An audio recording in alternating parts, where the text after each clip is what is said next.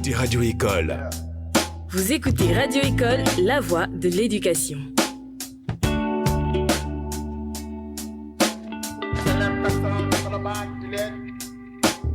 Vous écoutez Radio École.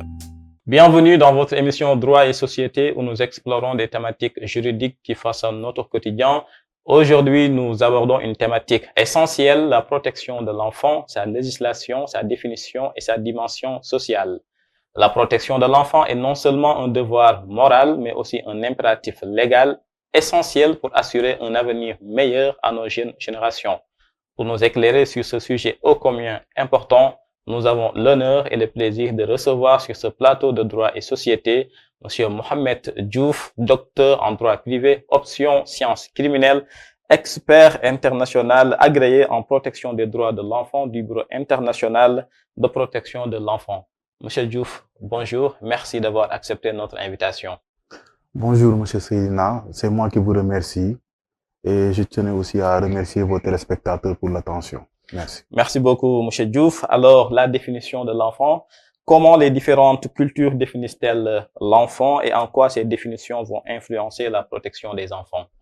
D'abord, la conception qu'on a de l'enfant est fonction du domaine. Les sociologues ont leur conception de l'enfant, les juridiques ont, les juristes ont leur conception de l'enfant, les anthropologues ont leur conception de l'enfant. Donc, la conception unanime, c'est que l'enfant est un être vulnérable qu'il faut protéger. L'enfant est un être vulnérable qu'il faut protéger. Et quel est l'impact de la définition de l'enfant sur l'application des droits de l'enfant à l'échelle internationale et nationale? Effectivement, à l'échelle nationale d'abord, il y a tout un catalogue juridique qui a été mis en place pour la protection des droits de l'enfant. Sous l'aspect communautaire aussi, nous avons un catalogue juridique, mais aussi sous l'aspect international, nous avons un catalogue juridique. Sur l'échelle internationale aussi, nous avons un catalogue juridique.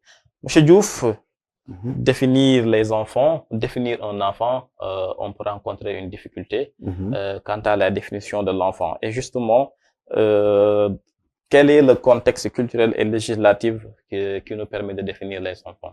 D'abord, juridiquement, du point de vue international, vous avez la Convention internationale des droits de l'enfant qui a été ratifiée par le Sénégal en 1990. Nous avons la Charte africaine du bien-être et des droits de l'enfant aussi. Maintenant, par rapport à la Convention internationale des droits de l'enfant, au niveau de l'article 1er, l'enfant est un être humain âgé de moins de 18 ans, à moins qu'il n'y ait d'autres législations qui changent l'âge. Donc, il y a une définition juridique de l'enfant tirée de l'article 1er de la Convention internationale de protection des droits de l'enfant. De la protection internationale des droits de l'enfant. Alors, les lois nationales. Là, on parle du Sénégal. Alors, les lois nationales varient-elles dans les protections des enfants? D'abord, sous langue internationale, il faut savoir que le Sénégal, dès qu'il ratifie la Convention internationale des droits de l'enfant, cette convention entre dans le bloc de l'égalité sénégalais et devient du droit sénégalais sur la matière. Mais en termes de législation, l'on se rend compte que nos législations nationales, que ce soit le code de la famille, que ce soit le code pénal, ont repris cette conception de la Convention internationale des droits de l'enfant. Donc, quand on regarde les dispositions du code de la famille, notamment au niveau de l'article 276 du code de la famille, il nous dit qu'un mineur est la personne de l'un ou l'autre sexe qui n'a pas 18 ans accompli. Donc, on a assimilé le régime du mineur au régime de l'enfant.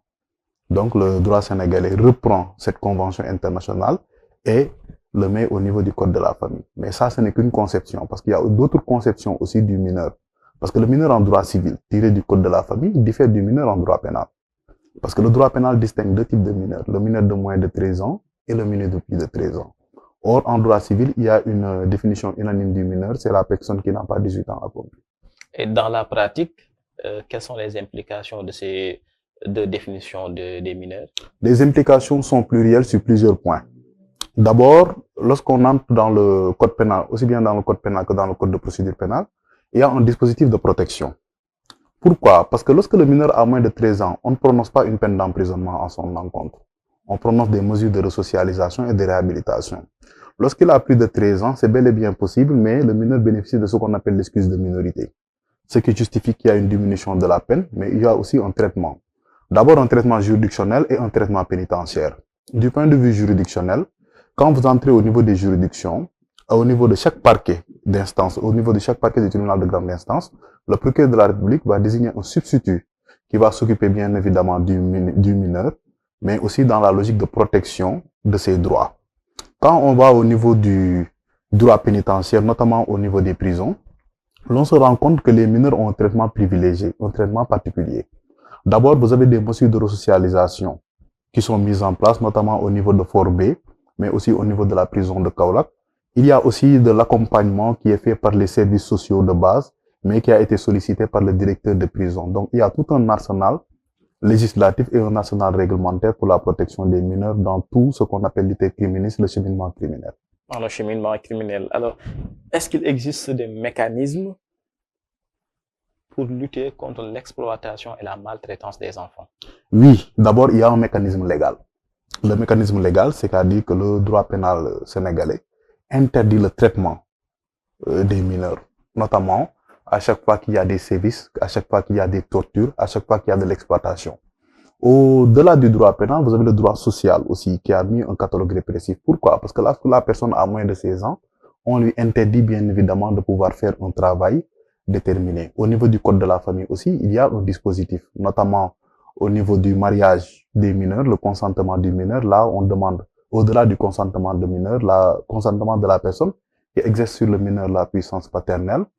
Au niveau du droit civil, en l'occurrence le code des obligations civiles et commerciales, le consentement du mineur, il est aussi encadré dans la mesure où l'on considère que le mineur n'a pas la possibilité d'apprécier la gravité des actes dans la vie juridique, raison pour laquelle on le met dans le régime des incapables. Et quand vous êtes un incapable, vous avez besoin d'un tuteur qui va poser des actes de conservation et d'administration sur votre patrimoine, mais il ne pourra poser des actes de disposition que si le juge des tutelles l'y autorise. Donc le droit sénégalais, grosso modo, pas seulement le droit pénal, mais tout le droit sénégalais encadre le régime du mineur dans une logique de protection. Et en tant que praticien, pensez-vous que ces mécanismes-là peuvent, dans une certaine mesure, avoir des lacunes? Oui, c'est-à-dire que dans le principe, il faut savoir qu'il n'y a pas de dispositif juridique qui n'ait pas de lacune. D'abord, il peut y avoir une lacune au niveau du suivi, parce que nous n'avons pas toutes les ressources financières pour pouvoir permettre ce suivi. Il peut y avoir aussi des lacunes extra-juridiques. Pourquoi? Parce qu'on ne peut pas penser que le droit peut tout régler. Parce que dans le traitement du mineur, au-delà du droit, il y a un aspect social. Il y a un aspect anthropologique qu'il faut prendre en compte. Donc, penser que la législation en tant que telle peut tout régler, ça serait une erreur. Donc, pour combler les lacunes, il faut qu'il y ait une complémentarité entre les différents domaines de protection du mineur. D'accord. Et comment les législations peuvent garantir l'accès des enfants à l'éducation, aux soins de santé, etc.? Oui, d'abord, vous devez savoir qu'au niveau international, vous avez ce qu'on appelle les règles minima de l'ONU pour la protection du mineur et pour la modernisation de la justice. Ces règles vont dans le sens de donner la possibilité aux mineurs de pouvoir avoir accès à l'éducation. Au-delà, vous avez des plans structurels, notamment l'USAID, le Programme des Nations Unies pour le développement, qui est en train de faire un travail titanesque pour que ces mineurs-là puissent avoir une alphabétisation, une éducation qui soit une éducation suivie. Parce que bien évidemment, le taux de déscolarisation dans ce pays est assez élevé. Et on ne peut pas écarter l'aspect de déscolarisation avec les mineurs qui sont en perdition, ce qu'on appelle communément les mineurs en danger. Et comment appréciez-vous justement aujourd'hui le non-accès de certains enfants, plusieurs à ces droits-là, droit à l'éducation, droit à la santé, quand on rencontre des enfants dans la rue, des mineurs qui vont chercher de la pitance? Comment vous appréciez tout cela? D'abord, il y a un effort étatique qu'il faudra faire. Il va falloir que l'État prenne ses responsabilités. Il y a des choses qui sont difficiles à régler parce que c'est culturel. Par exemple, ce qu'on appelle communément les talibés. Dans le code de procédure pénale, on les appelle les enfants en danger. Pourquoi ils sont en danger? Parce que ce sont des enfants qui s'adonnent à de la mendicité. Nous savons très bien que la mendicité est un délit. Il est réprimé. Nous avons des enfants qui peuvent faire l'objet d'une exploitation, pas forcément au niveau religieux, mais une exploitation sexuelle. Donc là, il va falloir qu'au-delà du catalogue répressif qui est déjà en place, que l'État prenne ses responsabilités par rapport à des décisions fortes qu'il faut prendre, parce que les textes sont déjà là, il ne reste qu'une application. Les textes sont déjà là et il ne reste que de l'application. On parlait de la dimension définitionnelle de l'enfant. On peut entrer dans la dimension sociale de l'enfant. Et quel est selon vous, M. Diouf, le rôle de la famille dans la protection et le développement des enfants? D'abord, la famille doit jouer un rôle de sécurisation, mais aussi un rôle de formatage. Pourquoi un rôle de sécurisation? Parce que l'enfant, dans le principe, est une personne vulnérable. Il ne peut pas apprécier la gravité des actes qu'il est en train de poser. il vit dans un climat sociologique. Donc, il appartient à la famille de lui donner tous les outils pour qu'il puisse se mouvoir dans la société. Si aujourd'hui la famille échoue pour des impératifs économiques, pour des impératifs financiers, mais aussi pour des impératifs qui dépassent ce cadre dans la mesure où maintenant vous avez les téléphones portables qui éduquent. Vous avez une culture qui est exportée. Si la famille échoue, bien évidemment, c'est ce qui justifie que nous ayons des enfants qui sont en perdition, que nous ayons des enfants qui sont en conflit avec la loi, qu'on appelle communément les enfants délinquants, que nous ayons des enfants temps libres. Pourquoi? Parce qu'il y a un manque de responsabilité que les parents n'ont pas pris. Donc, tous ces aspects-là vont dans le sens d'une déperdition de l'enfant. D'une déperdition de l'enfant. Et si la famille échoue, on peut peut-être penser que la communauté est là, l'école est là pour rattraper ce que la famille n'a pas pu réussir par rapport à l'éducation de l'enfant. Et justement, comment les écoles et les communautés peuvent-elles contribuer à la socialisation et à la protection de l'enfant? De base, l'école n'éduque pas, l'école instruit. C'est la famille qui éduque. Bien évidemment, il y a un changement de paradigme social. C'est-à-dire que du temps où nous étions enfants, le maître de l'école avait un certain pouvoir d'éducation. Maintenant, avec les nouveaux mécanismes de torture de l'enfant, vous avez les maîtres d'école qui font attention à ne pas corriger les enfants par rapport à certains actes. Pourquoi? Parce qu'ils peuvent être atterrés devant les tribunaux par rapport aux actes qu'ils posent. Donc, les écoles d'aujourd'hui n'éduquent pas, les écoles instruisent. Maintenant, si les écoles instruisent et ça donne uniquement à l'instruction, l'éducation qui doit être une éducation familiale, si elle échoue, c'est la société qui crée ses propres délinquants. Vous êtes expert international en droit des protections de l'enfant. Effectivement. Donc, vous pratiquez la protection de l'enfant, on peut le dire ainsi, au quotidien. Imaginons que la famille échoue à éduquer l'enfant. L'école, qui auparavant le faisait, mais qui n'a qu'une vocation instructive, échoue à son tour à éduquer les enfants. On peut peut-être penser qu'il y a la communauté qui est là pour rattraper aussi cela. En tant que praticien, pensez-vous qu'il y a des interventions communautaires qui peuvent réussir à améliorer le bien-être des enfants? Oui, il y a des efforts qui sont faits. Pourquoi? Parce que les services sociaux de base sont bien évidemment outillés pour essayer. Maintenant, il y a un problème fondamental, c'est que les services sociaux de base ne font pas de prévention. Ils essaient de le faire parce qu'on peut passer par les badjanougo pour pouvoir sensibiliser, pour pouvoir discuter. Mais l'on se rend compte que ces services sociaux de base interviennent a posteriori après la commission de l'infraction. Par exemple, quand vous allez dans les différentes prisons où des mineurs sont en conflit avec la loi, les services sociaux de base interviennent pour resocialiser les mineurs. Mais quand ils les resocialisent, c'est parce qu'il y a déjà commission d'une infraction. Donc il y a un effort de sensibilisation qui est fait à la base, mais l'effort de sensibilisation n'est pas assez efficace pour pouvoir résorber le taux de criminalité des enfants mineurs. D'accord, d'accord.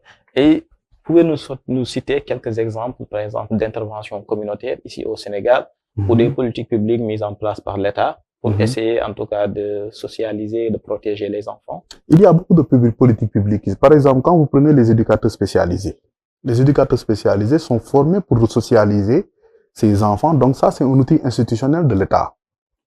Mais le problème, comme je vous le dis, c'est que les politiques publiques de protection de l'enfant sont déjà là en termes de plan, mais les ressources humaines et les ressources financières manquent. Et si les ressources humaines et les ressources financières manquent, il y a un impact direct par rapport au traitement de la délinquance des mineurs. C'est ce qui le justifie. Maintenant, par rapport aux politiques publiques de protection de l'enfance, vous avez des politiques publiques internationales. Par exemple, l'ambassade des États-Unis a essayé, à travers des politiques publiques, de poser une resocialisation des mineurs. Mais ça ne suffit pas.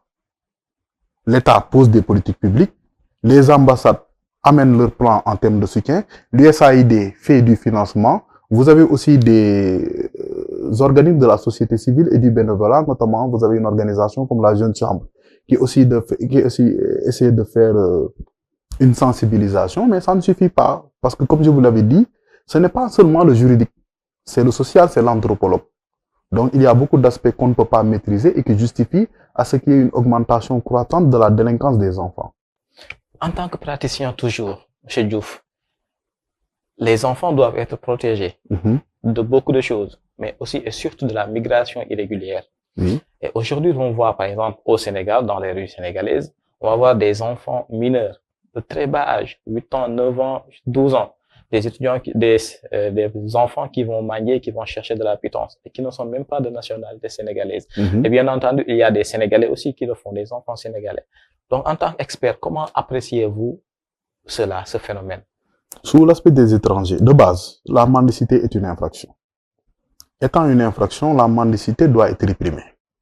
Mais quand vous regardez la disposition légale relative à la mendicité dans les lieux de culte est permis. Le législateur ne nous a pas dit réellement ce qu'est un lieu de culte. Donc, lorsqu'une personne vient mendier dans les lieux de culte, c'est permis. Donc, c'est pas un problème. Maintenant, pour la mendicité des étrangers, qui est un phénomène que nous sommes en train de voir, il n'y a pas de politique migratoire claire au Sénégal sur ce point. Je pense que l'ancien président Macky Sall avait essayé sous un temps d'affréter des avions pour que ces personnes, qui majoritairement sont des Nigériens, puissent être déportées dans leur pays, mais ces personnes sont revenues. Donc là, il appartient à l'État de prendre ses responsabilités par le biais du ministère de l'Intérieur pour nous régler le problème de la mendicité des étrangers. Pour la mendicité qui nous est interne, la réponse n'est pas une réponse forcément juridique. Pourquoi?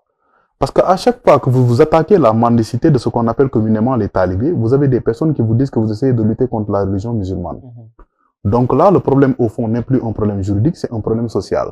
C'est qu'expliquer qu'un enfant qui n'a pas atteint un certain âge, qui ne peut pas apprécier la gravité des actes qu'il est en train de poser et qui est l'avenir de ce pays, cet enfant-là ne doit pas s'adonner à une mendicité qui peut bien évidemment avoir des répercussions. Pourquoi? Parce que ces enfants peuvent être exploités.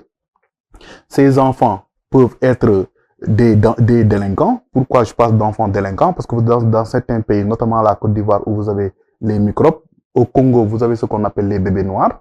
Ce sont des mineurs qui sont devenus des délinquants. Pourquoi? Parce qu'ils n'ont pas été traités par l'État. Il va falloir que l'État prenne ses responsabilités sur ce point et essaie d'avoir une politique assez claire, même si cette politique doit être impopulaire.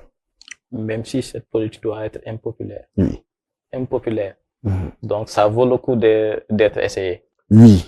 Parce qu'il va falloir qu'on ait le courage de prendre des décisions, mais aussi de les appliquer. Bien évidemment, au début, ce sera difficile. À chaque fois qu'il y a une rupture, il y a un changement, au début, c'est difficile. Mais en fin de compte, les résultats sont des résultats probants. D'accord. Mais ces enfants-là qui sont déjà dans la rue, qui sont laissés à eux-mêmes, est-ce qu'il y a quelque chose qu'on peut faire pour les protéger dans la rue? C'est très simple. Les sortir de la rue. Maintenant, comment les sortir de la rue? Engager la responsabilité pénale des majeurs qui les exploitent. Parce que la plupart d'entre eux, quand vous les voyez, chaque fin de journée, il y a un montant déterminé qu'ils doivent amener. Ce montant déterminé, ils le donnent à un majeur. Quel est le leitmotiv de ce majeur? Une éducation coranique. Une éducation coranique ne passe pas forcément à de la mendicité. Bien évidemment, quand vous allez dans certaines localités au niveau du Sénégal, notamment au niveau du Baol, pour la formation de l'individu en tant que tel, on lui donne la possibilité de faire de la mendicité. Ça, c'est plus, je dirais, religieux qu'autre chose. Mais ici à Dakar et dans les grandes agglomérations urbaines, ce sont des enfants où il n'y a pas d'éducation islamique. Ce sont des enfants qui sont exploités par des adultes, et ces adultes-là, on doit engager de responsabilités pénales, et les services sociaux doivent récupérer tous ces enfants et les sortir de la rue. Et vous avez donné deux exemples, le cas du Baol par exemple, et dans les grandes agglomérations. Est-ce à dire que pour lutter contre ce fléau-là, pour protéger les enfants, protéger leurs droits, il faut que le combat soit mené de façon spécifique par rapport à chaque communauté? Effectivement. D'abord, commencer par la sensibilisation des communautés. Allez dire par exemple, surtout à certaines communautés musulmanes, que le but n'est pas de lutter contre l'islam, mais le but c'est d'éviter le traitement dégradant des mineurs. Pourquoi? Parce que ces mineurs-là sont protégés. Le Sénégal a ratifié des conventions. Le Sénégal a une législation. Donc, commencez par la sensibilisation. Et après la sensibilisation, posez des actes forts.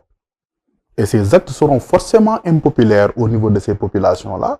Mais tant que nous ne le ferons pas, on sera là toujours à parler, mais il n'y aura pas de suivi. Il n'y aura pas de suivi.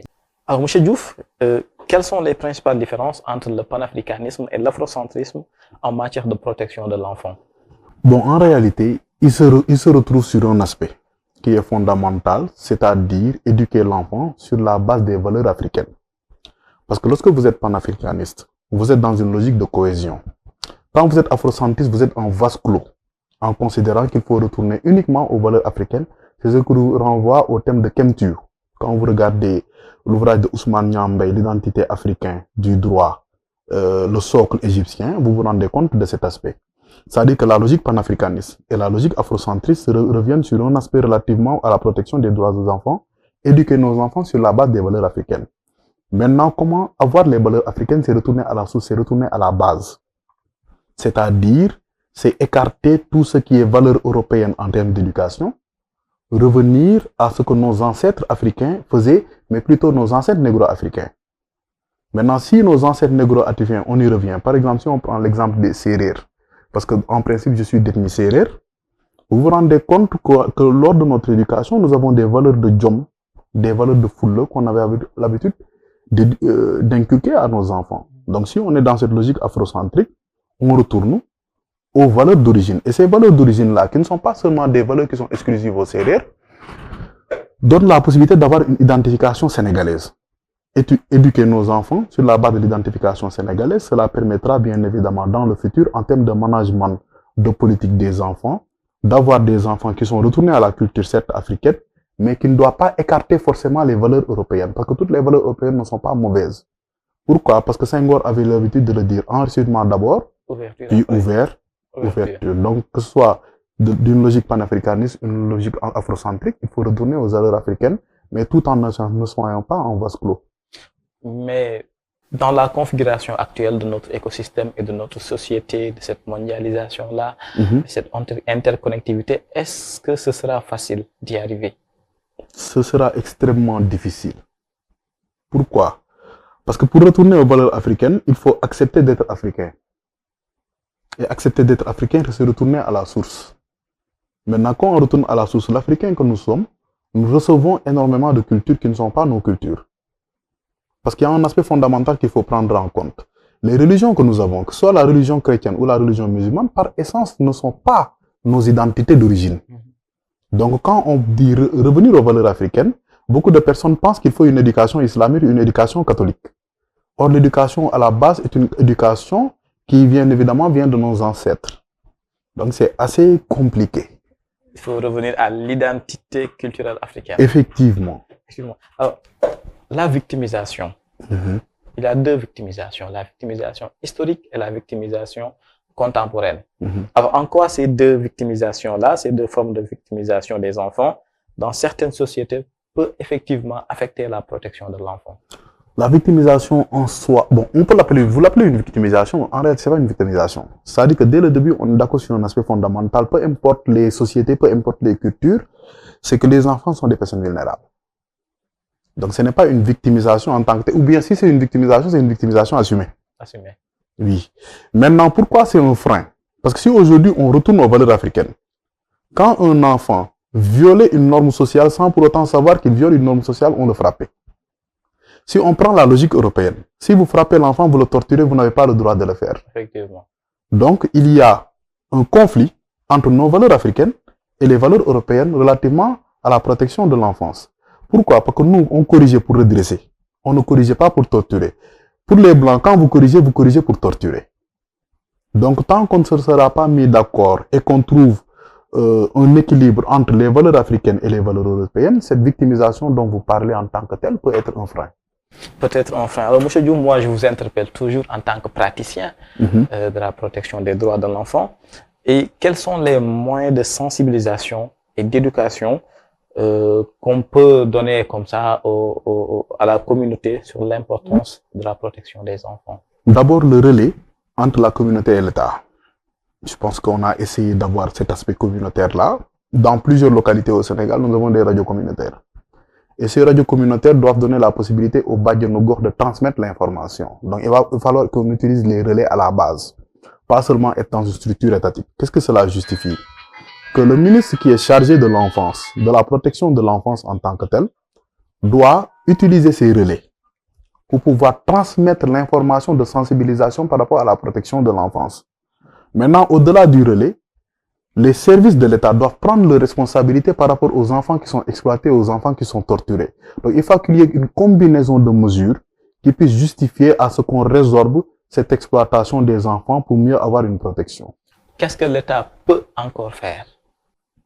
Bon, je dirais, trop de bien ne nuit pas. Mais pour l'instant, ce que l'État n'a pas fait, mais peut faire, c'est de prendre ses responsabilités.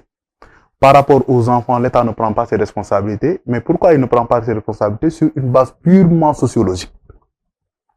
Pourquoi purement sociologique? Parce que je vous le disais, il y a un lien ontologique entre un enfant talibé et la religion musulmane. Et tant qu'il n'y a pas cette, comment dirais-je, cette déconnexion entre la religion et les enfants qui sont dans la rue, il ne peut pas y avoir de travail. Maintenant, pour qu'il y ait cette déconnexion, il faut une sensibilisation à la base et une responsabilisation après.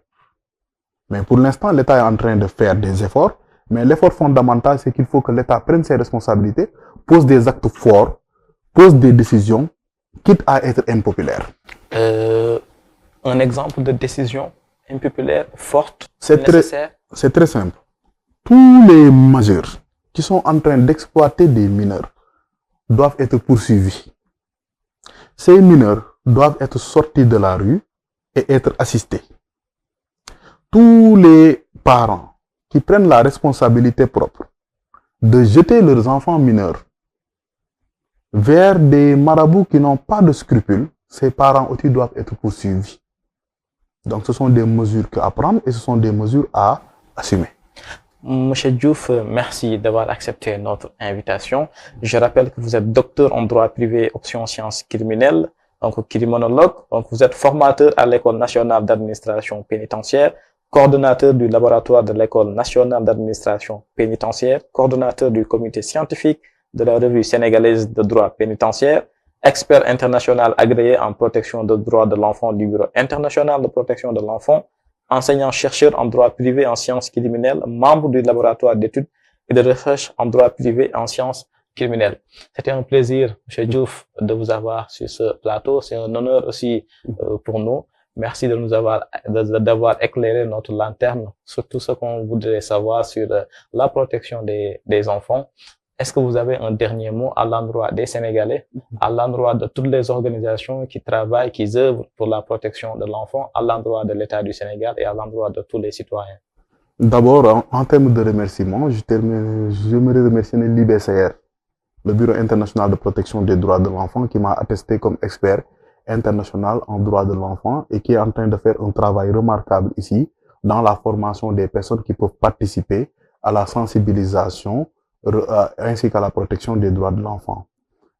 Si j'ai un message à faire passer, c'est qu'il faut que les autorités prennent leurs responsabilités par rapport à la protection des enfants, surtout des enfants en danger. Parce que pour les enfants qui sont en conflit avec la loi, des efforts sont en train d'être faits, mais ces efforts peuvent aussi continuer. Mais pour les enfants en danger, que l'État prenne ses responsabilités.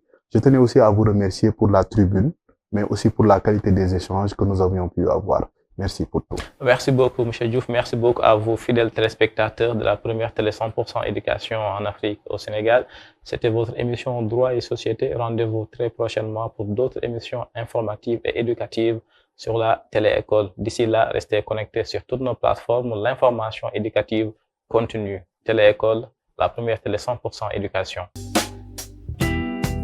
Radio École. Vous écoutez Radio École, la voix de l'éducation.